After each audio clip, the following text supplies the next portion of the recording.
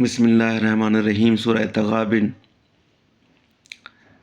जेकी आसमाननि में आहे ऐं जेकी ज़मीन में आहे सो सभु अल्लाह जी पाकाई बयानु कंदो आहे। संदसि बादशाही आहे, संदसि सारा आहे ऐं उहो सभु कंहिं शइ ते वस वारो आहे। अल्लाह उहो आहे जंहिं अव्हां खे पैदा कयो, पोइ अव्हां मां को काफ़िर ऐं अव्हां मां को मोमिन आहे, ऐं जेकी कंदा आहियो सो अल्लाह ॾिसंदड़ आहे। आसमाननि ऐं ज़मीन खे पूरी रिथ सां बणायई ऐं अव्हां खे सूरत ॾिनई, पोइ अव्हां जूं सूरतूं तमामु चङियूं बणायई ऐं ॾांहुं मोटणु आहे। जेकी आसमाननि ऐं ज़मीन में आहे सो उहो ॼाणंदो आहे, ऐं जेकी लिकाईंदा आहियो ऐं जेकी पधिरो कंदा आहियो सो बि ॼाणंदो आहे, ऐं अल्लाह सीननि जो कुझु ॼाणंदड़ आहे। हिन खां अॻु जेकी काफ़िर हुआ तिन जी अव्हां वटि ख़बर न आई छा? पोइ पंहिंजे कीअ जी सज़ा चखियाऊं ऐं उन्हनि लाइ ॾुखोईंदड़ अज़ाब आहे। इहो अज़ाब हिन करे आहे जो संदन पैगम्बर चिटनि मौजिज़नि सां वटनि ईंदा हुआ त चवंदा हुआ त असांखे असां जहिड़ा माण्हू सिधो रस्तो ॾेखारींदा छा?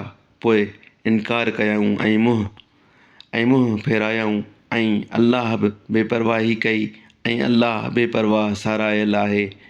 काफ़िर भाईंदा आहिनि त क़बरुनि मां खेनि कॾहिं न उथारिबो। खेनि चयो त हाओ, मुंहिंजे पालणहार जो कसम तव्हीं ज़रूरु उथारिबो। वरी जेकी कंदा हुयो तंहिंजी अव्हां खे ज़रूरु सुध ॾिबी, ऐं इहो कमु अल्लाह खे आसान आहे। तंहिं करे अल्लाह ऐं संदसि पैगम्बर ते ईमान आणियो ऐं उन्हीअ नूर क़ुर ते बि जेको नाज़िल कयोसूं, ऐं जेकी कंदा आहियो तंहिंजी अल्लाह ख़बर रखंदड़ आहे। जंहिं महिल अव्हां खे क़यामत जे ॾींहं में गॾु कंदो, उहो ॾींहुं हारजण ऐं खटिजण जो आहे। ऐं जेको अल्लाह ते ईमान आणींदो ऐं चङा कम कंदो तंहिंखां संदसि मदायूं अल्लाह मेटींदो ऐं अहिड़नि बाग़नि में दाख़िल कंदो जिन जे हेठां वाहियूं वहंदियूं आहिनि। उते सदाईं रहंदा। इहा वॾी मुराद माणणु आहे।